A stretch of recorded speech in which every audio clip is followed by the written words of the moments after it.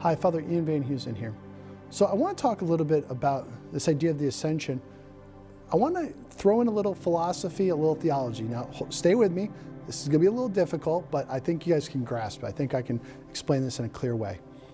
So one of the key challenges of theology and philosophy is how do we understand our goodness, our truth, and our beauty in relation to God? Because there's this idea that's very important, that God is transcendent. The idea that God is beyond all things. Now we say he's more intimate to us than our innermost thoughts, as St. Augustine says, but we have to recognize first that God is completely other. How do we understand this? There's a principle of philosophy called the analogy of being, that God's goodness and his being is not like ours, but there's also a similarity. This is where you get the idea of analogy. In some ways, we're similar to God, but in other ways, we're dissimilar. And what the saints would say and the philosophers would say is that our dissimilarity with God is infinite, and our similarity is a kind of participation.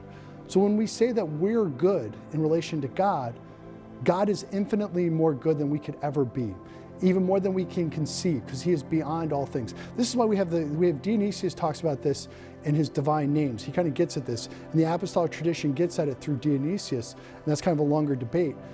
This is why you have works, for example, like the Cloud of Unknowing. And they say to fully understand God, what we have to do is we have to let go of our limited ways of thinking. And we have to enter into a cloud of unknowing. We have to forget ourselves. We have to forget the ways in which we understand things, and we have to ascend. This is, I think, what Jesus is teaching us by means of his ascension. We cannot just stay with the exterior of who Christ is in this world.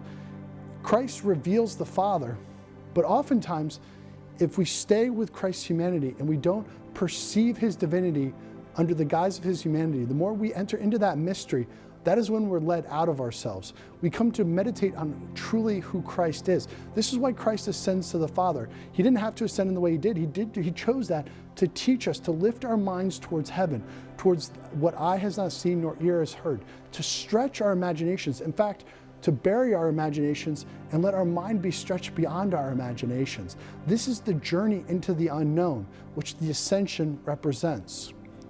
Think about this for a second. In heaven, we will never be exhausted in immersing ourselves in God. God is always greater. There is always more to God. He is infinite. We will never be able to exhaust all of the things that we can learn and experience in our relationship with God. There is always more. This is a great mystery, and maybe it makes your head hurt to think about it. That's a good thing. It should stretch you beyond whatever your preconceptions, beyond your capabilities as a human person, to participate in the divine. So today, let us imagine Christ ascending to heaven, but let our imagination, our minds, our intellects, our wills be stretched beyond this world to touch eternity by ascending with Jesus Christ. Amen.